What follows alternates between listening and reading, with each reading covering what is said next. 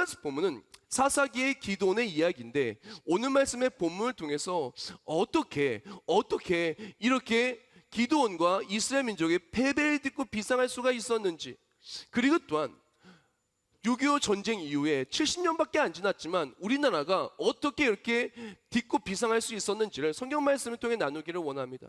그리고 또한 지금 우리가 딛고 일어서야 될 수많은 것들이 있어요. 코로나19 바이러스뿐만이 아니라 경제적인 위기, 또한 북한의 정말 전쟁 위협, 수많은 우리나라에 분열되는 수많은 생각들과 사람들, 그리고 또한 자손들의 앞길과 건강과 수많은 환경의 문제들, 또한 문화적인 문제들과 가치관적인 문제들, 또한 수많은 어려움들이 있는데 어떻게 이 모든 어려움들을 딛고 일어날 수가 있는지, 아니 일어나는 걸 뛰어넘어서 비상할 수 있는지를 나누기를 원합니다. 먼저 이스라엘 민족의 상황을 제가 좀 더 설명을 해드릴게요. 오늘 본문 속에서 이스라엘 민족은 기돈, 사사로 기돈이 있었을 때 그 배경인데요. 이제 지난주에 나누었던 드보라와 바락이 죽고 나서 이제 이스라엘 민족은 또다시 하나님을 떠나서 범죄하기 시작해요. 내 뜻대로 나아가기 시작해요. 하나님을 따라가면은 그것이 바로 비상하는 자리인데 그것이 아니라 내 뜻대로 살아가기 시작합니다. 그때 미디안이라고 하는 약탈자, 그 약탈자의 손에서 극심한 고통을 당하게 돼요. 먼저 미디안이라고 하는 민족의 특성을 보면은, 미디안의 민족은 무언가를 만들고 무언가를 수확하는 그런 민족이라기보다는 약탈하는 민족이었어요. 자기보다 힘이 약한 민족이 있다면 그곳에 가서 곡식을 빼앗고, 그리고 또한 그곳에 가서 가축을 빼앗고 그 터전을 빼앗고, 그런 것이 약탈하는 민족, 강도와도 같고 해적과도 같고 산적과도 같은 것이 바로 미디안이었어요. 근데 어느 날 보니까 미디안이 어마어마하게 그 힘이 세졌는데 이스라엘 민족이 너무나 약한 거예요. 그러니까 어떻게 이스라엘 민족을 공격해서 쑥대밭으로 만듭니다. 쑥대밭으로 만들어서 그것들을 가지고 가기 시작해요. 근데 오늘 말씀 본문을 보면은 미디안뿐만이 아니라 미디안과 아말렉과 동방 사람들까지 연합해서 이스라엘 민족을 것들을 막 다 빼앗고 죽이고 그러는 거예요. 그러니까 이스라엘 민족이 살 수가 없는 거예요. 그게 하루 이틀도 아니고 7년 동안 그것이 연속되어지게 됩니다. 그러니까 어떻게 해야 됩니까? 내 능력으로는 미디안을 맞서 싸울 수 없고, 그런데 미디안은 계속해서 쳐들어와서 우리 삶의 터전을 빼앗고 고통을 주니까 숨어 들어갈 수밖에 없어요. 산으로 굴로 숨어 들어갈 수밖에 없어요. 그것이 오늘 말씀 본문의 상황입니다. 사사기 6장 2절부터 4절 말씀. 미디안의 손이 이스라엘을 이긴지라 이스라엘 자손이 미디안으로 말미암아 산에서 웅덩이와 굴과 산성을 자기들을 위하여 만들었으며, 이스라엘이 파종한 때면 이 미디안과 아말렉과 동방 사람들이 치러 올라와서 진을 치고 가사에 이르도록 토지 소산을 멸하여 이스라엘 자손 가운데 먹을 것을 남겨두지 아니하며 양이나 소나 나귀도 남기지 아니하니. 아멘. 오늘 본문 속에서 이스라엘이 그랬던 것이에요. 대적은 너무나 강력한데 그 대적은 계속해서 우리의 삶의 가장 중요한 것을 빼앗는데 나는 그것을 대적할 능력이 없는 거예요. 그러니까 어떡합니까?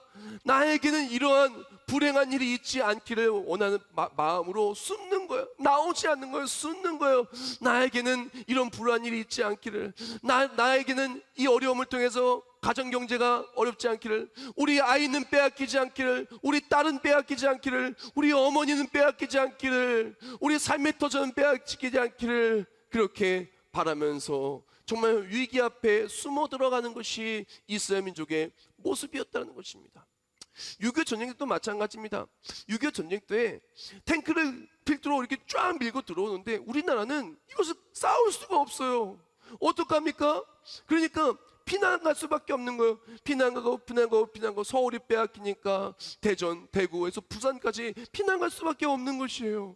피할 수밖에 없고, 그리고 또한 정말 이 어려운 상황 속에서 정말 나에게는 이런 어려운 일이 있지 않기를, 나에게는 이런 어려운 일이 있지 않기를 그렇게 생각하면서 힘들게 걱정과 근심 속에 살아가는 것이 6.25 때 그 현실에 닥쳤던 우리나라의 상황이었어요. 그런데 결론만 먼저 말하자면은 기드온과 이스라엘 민족은 이 미디안의 연합군을 무찌르고 패배를 듣고 일어났어요. 또한 대한민국도 70년 전에는 이 어려움 속에서 정말 원조를 받지 않고는 살 수 없었던 나라였지만 우리나라는 일어섰어요. 그리고 또한 저는 확신입니다. 코로나19 바이러스가 아무리 힘들고 어려워도 우리는 모두가 일어날 줄 믿습니다. 가정도 일어나고 경제도 일어나고 자녀들 앞길도 일어나고 한국교회도 일어나고 우리 모두 다 일어날 줄 믿습니다.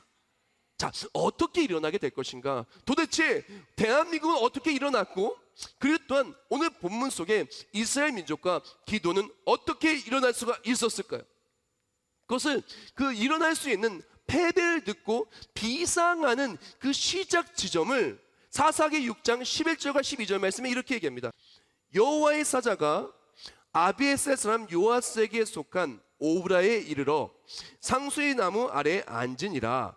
마침 요아스의 아들 기드온이 미디안 사람에게 알리지 아니하려 하여 밀을 포도주 틀에서 타작하더니 여호와의 사자가 기드온에 나타나 이르되 큰 용사여 여호와께서 너와 함께 계시도다 하매. 아멘. 오늘 본문에서는 어떻게 패배를 딛고 비상하는 시작점으로 나아가냐면은 피할 수밖에 없고 숨을 수밖에 없는 문제 많고 패배한 나에게 하나님이 찾아오신 것부터 시작이에요.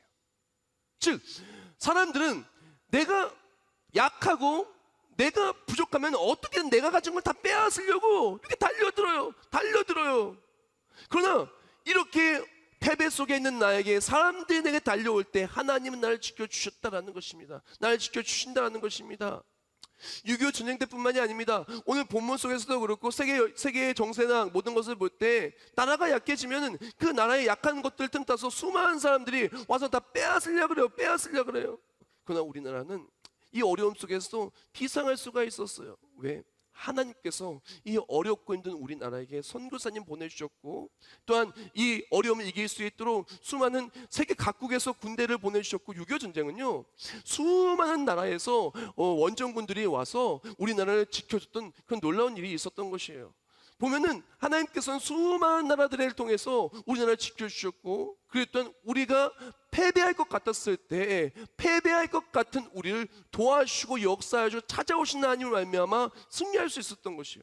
오늘 본문 속의 기드온은 정말 포도주 틀 그 안에서 밀을 타작할 정도로 숨어서 두려움 속에 빠져 있었지만 하나님은 두려움에 빠졌던 패배하였던 바로 그 기드온에게 찾아오셨다는 것입니다. 우리도 마찬가지입니다. 패배를 딛고 비상하는 그 시작점은 어디냐? 인생의 문제와 패배를 만난 우리에게 하나님이 찾아오시면은 그것으로 말미암아 우리는 비상하기 시작하는 것입니다. 시편 56편에 이렇게 말합니다. 2절 9절 11절 내 원수가 종일 나를 삼키려 하며 나를 교만하게 치는 자들이 많사오니 내가 아뢰는 날에 내 원수들이 물러가리니 이것으로 하나님이 내 편이심을 내가 아나이다. 내가 하나님을 의지하였은즉 두려워하지 아니하리니 사람이 내게 어찌하리이까. 아멘.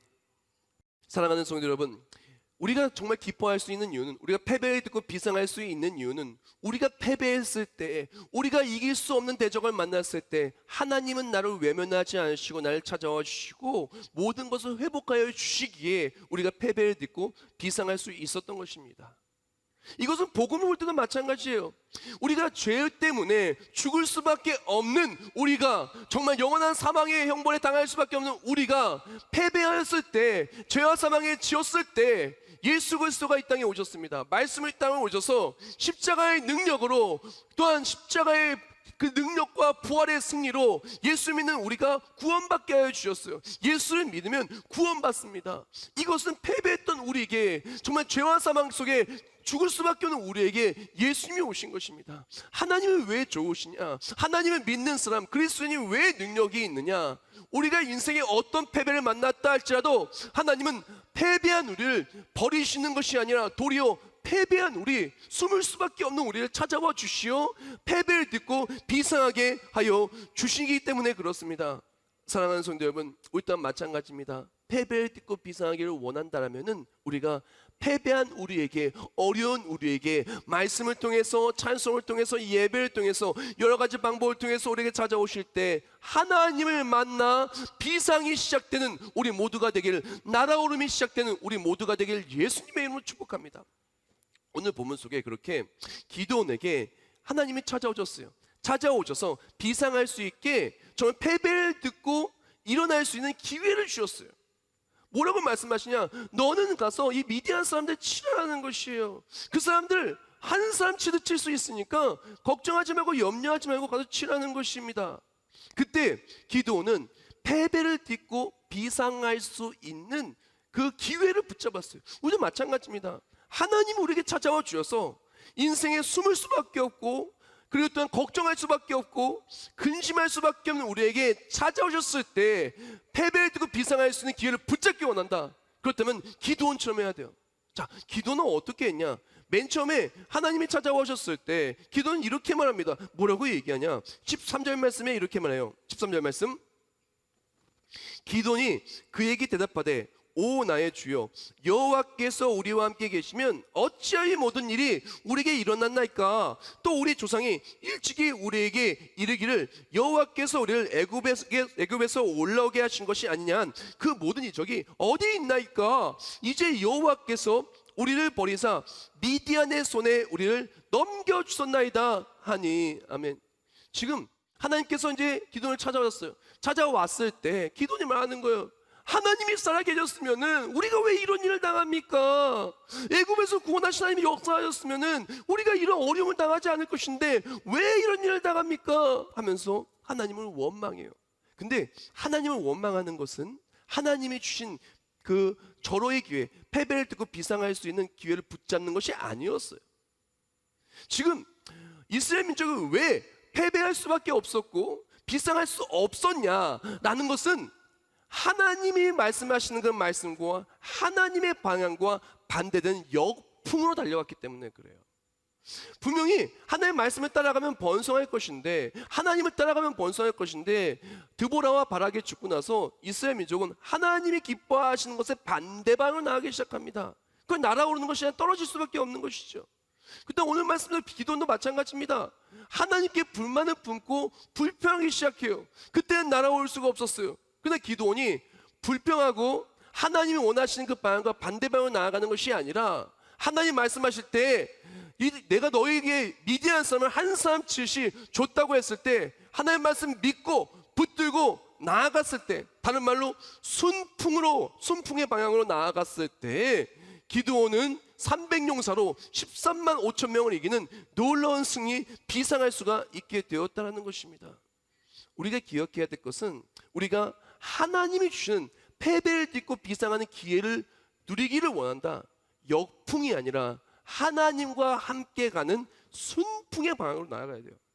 오늘 본문 속에서 기드온은 하나님 말씀한 대로 따라가고 하나님과 동행하다 보니까 그곳에 패배를 딛고 역전하게 해주신 하나님을 따라 승리할 수가 있었던 것입니다. 한국교회가 어떻게 부흥하고 대한민국이 어떻게 해서 그렇게 잘 됐는지 아십니까? 선교사님들의 선교 편지를 보면은 대한민국에 대해서, 한국교회에 대해서 소망적으로 얘기할 때 공통적으로 나오는 것이 있어요. 그것이 무엇이냐면 이 민족은 말씀을 잘 받아들인다는 거예요. 복음을 전하면 잘 받아들인다는 거예요. 복음을 전하면 그 말씀을 붙들고 계속 말씀을 읽고 말씀을 붙들고 살아간다는 것이에요. 이 말씀을 붙들면 마치 스펀지에 빨아들이듯 그렇게 말씀을 받아들인다는 거예요. 그래서 이 땅에 소망이 있다는 거예요. 복음을 전하는데 아주 희망이 있다는 것이에요. 그러니까 더욱더 선교사님들을 보내주고 더욱더 교회들을 세워주고 학교들을 세워주고 병원들을 세워주고 더 많은 사람들을 모아야 된다는 거예요. 왜? 이 민족은 복음을 들으면 그대로 받아들인다는 거예요. 우리가 정말 우리를 패배한 우리에게 찾아오신 하나님을 체험하고 패배를 딛고 비상하기를 원한다 하면 하나님과 같은 방향으로 나아가야 돼요. 역풍이 아닙니다. 하나님과 같은 방향으로 나아가야 돼요. 하나님 역사하시는 방향으로 나아가야 돼요. 그리고 하나님의 일하심으로 이겨야 돼요.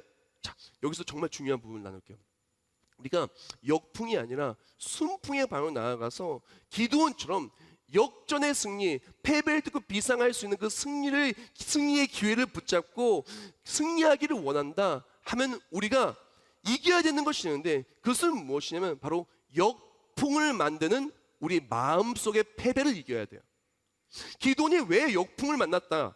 왜 역풍을 만났는가? 일단 기드온이 왜 역풍 속에서 바뀌어서 순풍이 되어 승리할 수 있었는가의 그 시점을 보면은 기드온이 하나님께 대들면서 이렇게 왜 이런 패배가 있었습니까? 왜 이런 일이 있었습니까? 라고 말했을 때는 기드온의 마음속에는 무엇이 있었냐? 패배의식이 가득했어요.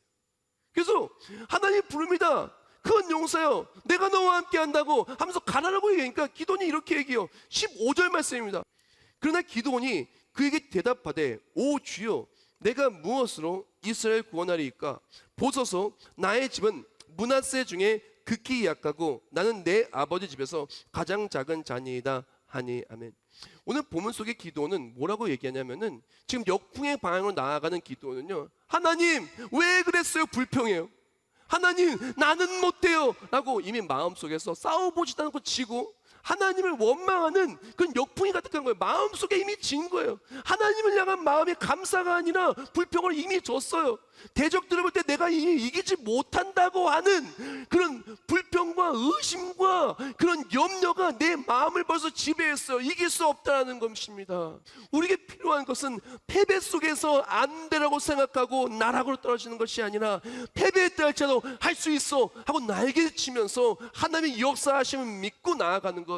우리에게 필요한 것은 의심과 불평의 역풍이 아니라 믿음의 순풍이 필요한 것입니다. 여기서 오늘의 묵상글입니다. 우리의 마음속에 나는 이것을 극복할 수 없어 라는 역풍이 있는가? 우리는 역풍을 만드는 패배의식이 바뀌어야 한다. 역풍이 바뀌어 하나님을 향한 믿음으로 바뀌어야 한다.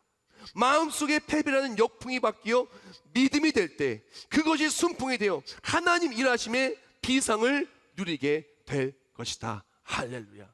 사랑하는 여러분, 우리가 믿음 생활하고 예배하고 찬송하고 기도하고 우리에게 필요한 것은 무엇이냐? 이 역풍부터 제거해야 돼요.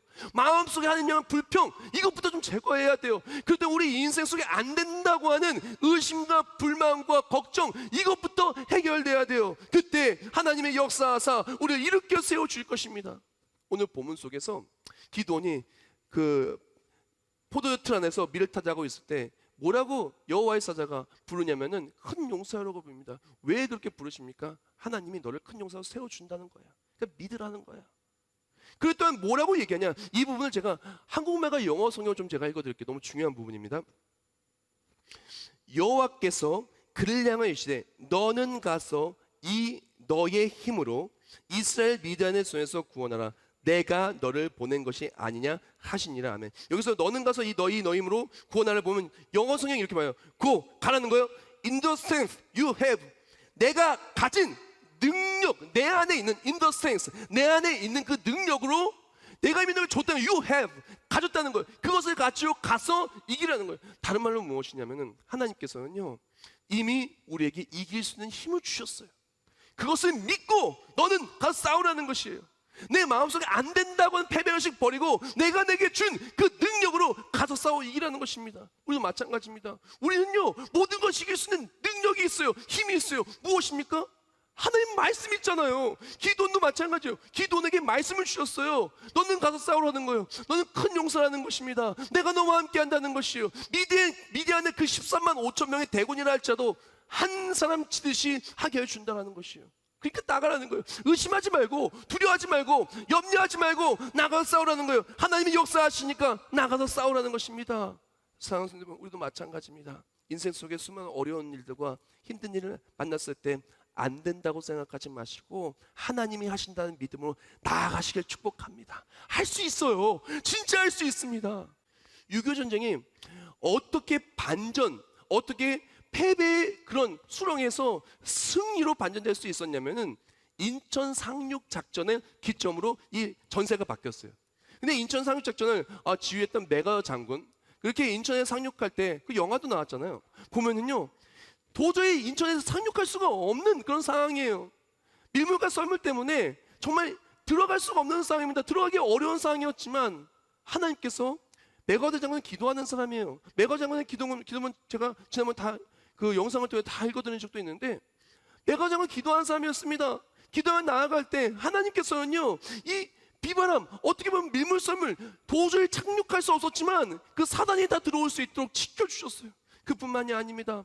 우리나라가 너무나 이제 북한에 이렇게 밀려오는 것 때문에 도저히 승산이 없었을 때 큰일 났어요. 이제 부산까지 점령되면 다 이제 그 완전히 공산화가 될 판국인데, 그랬을 때 이승만 대통령이 부산에서 목회자들 다 모읍니다.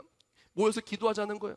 그 모여서 막 기도합니다. 뭐라고 기도하냐? 비가 내리지 말게 해달라고. 비가 내리면은 이제 어두워가지고 이렇게 막 다리를 건너고 침공하는 게 안 보이는데, 비가 내리지 않으면 조명탄을 켜서 이렇게 방어할 수 있으니까 비가 내리지 않게 해달라고 기도하니까 정말 비가 내리지 않았어요. 또한 그 연합군이 파병될 때도 마찬가지입니다. 소련이 오케이 해야 돼요. 근데 소련은 오케이 할 사람이 아니에요. 오케이 할 나라가 아니에요. 그 소련뿐만이 아니라 그 나라들이 모두 다 오케이 해야 파병이 되는데, 그때 마침 자동차가 들어오지 못해가지고 소련이 오지 못해서 기권으로 있는 나라들만 투표를 해가지고 들어올 수 있게 됐습니다. 사랑하는 성도 여러분, 우리나라가 이렇게 6.25 전쟁뿐만 아니라 승리할 수 있는 모든 것들을 보면 하나님이 역사하시니까 이것이 되어진 것입니다. 사실 6.25 전쟁 승산 별로 없었어요. 인천 상륙전전 성공 가능성 극히 낮았습니다. 그럼에도 불구하고 하나님이 일하셨으니 가능성을 뛰어넘는 하나님의 역사하심이 패배를 딛고 비상하게 해주셨다는 것입니다. 하나님은요, 가능성으로 일하시는 분이 아니라 능력으로 승리케 하시는 분이십니다. 우리가 생각하는 것이나 구하는 것보다 더 놀랍도록 이해하시는 분이 바로 우리의 하나님이시라는 것입니다. 사랑하는 성도 여러분, 믿음이라는 것은요, 정말 순풍향한 믿음이라는 것은요, 내 능력을 바라보는 것이 아니에요. 하나님의 일하심을 바라보는 것이에요. 또한 믿음은 순풍이 되어서 하나님의 일하심을 볼 때 바라는 모든 것들이 실상이 되어서 패배를 딛고 비상하는 것이 믿음이에요. 그래서 히브리서 11장 1절과 2절 말씀에 이렇게 얘기합니다. 믿음은 바라는 것들의 실상이요, 보이지 않는 것들의 증거니 선진들이 이로써 증거를 얻었느니라. 아멘. 사랑하는 성도분, 우리에게 지금 필요한 것이 무엇이냐? 바로 순풍이에요. 하나님의 역사하신다는 믿음의 순풍, 그게 진짜 필요하고 너무 중요해요. 저는 확신합니다. 분명히 우리나라 코로나19 바이러스로부터 반드시 이길 겁니다. 경제도 이길 것이고 묶였던 모든 것 다 풀어질 것입니다. 그 예배 많이 힘들어졌는데 이 예배도 한국교회도 다 회복될 것이에요. 자녀들 앞길 걱정 많이 하시죠? 잘 될 줄 믿습니다. 우리나라 70년간에 한국 정례도 이긴 나라예요. 한국교회가 어떤 교회예요? 순교하면서 세워진 교회입니다. 반드시 이길 수 있습니다. 걱정하지 마시고, 우리가 필요한 것은 역풍 속에서 안 된다는 마음, 하나님께 불평하는 마음, 이것을 이기는 게 제일 중요해요. 왜? 이것을 이길 때 믿음으로 하나님이 일하시는 통쾌한 역전승을 누리게 될 것이기 때문에 그렇습니다. 그렇게 해서 이제 믿음은 나기 시작했어요. 기도니 나는 못해요, 나는 안 돼요, 하나님 왜 그랬어요, 이런 모습에서 바뀌어서 이제 하나님 말씀하시겠습니다 하고 300명을 데리고 13만 5천 명과 맞서서 싸워요. 근데 어떻게 되었습니까? 13만 5천 명을 하나님이 무찌로 통쾌하게 이기게 하여 주셨다라는 것입니다. 기도의 이야기를 너무나 잘 이렇게 풀어서 설명한 책이 있어요. 이찬수 목사님의 일어나라라는 책인데, 그 책을 보면은 이런 글귀가 있는데 너무나 마음에 와닿아서 제가 좀 갖고 왔어요. 제가 좀 읽어드리겠습니다. 하나님의 용사여, 그 자리에서 일어나라. 두려움을 두려워하지 말라. 두려움을 두려워하지 말라. 늘 주님과 동행하여 끝까지 승리하라. 할렐루야. 사랑하는 여러분, 두려움을 두려워하지 마십시오. 지금 우리에게 가장 필요한 건, 패배를 딛고 비상하는 것은 내가 얼마만큼 돈이 많냐? 내가 얼마만큼 아는 사람이 많냐? 내가 얼마만큼 모아놓은 것이 많냐? 학벌이 좋으냐? 그것이 아니에요. 내 안에 있는 하나님을 향한 이 불평부터 어떻게 정리해야 돼요. 그러던 내 안에 해보지도 않고 안 돼, 나는 문화사 중에 그렇게 작은 자입니다, 안 돼, 이 패배의식부터 바뀌어야 돼요. 안 된다는 불신, 하나님의 불평이라는 나쁜 감정들, 이 역풍이 믿음으로 바뀔 때 믿음인 그대로 하나님이 가능성을 뛰어넘는 역사하시며, 하나님께서 우리나라를 일으켜 세웠듯 우리 가정을 일으켜 세우고 이 어려움 속에 빠진 세계 열방과 대한민국과 한국교회를 일으켜 세우시고 우리 또한 세워주시는 것입니다. 우리를 기도원처럼 세워주시는 것입니다. 사랑하는 성도분, 두려워하지 마십시오. 우리에게 필요한 건 두려움이 아니라 믿음입니다. 불평하지 마십시오. 우리에게 필요한 것은 불평이 아니라 믿음을 통한 소망인 것입니다. 우리가 이렇게 나아갈 때 대한민국이 회복되고 한국교회가 회복되고 우리 모두가 회복되어서 6.25 전쟁 이후에 회복됐던 대한민국처럼, 또한 부흥했던 한국교회처럼, 우리 또한 기도원처럼 승리하고 패배를 듣고 비상하는 우리 모두가 되시게 예수님의 이름으로 축복합니다.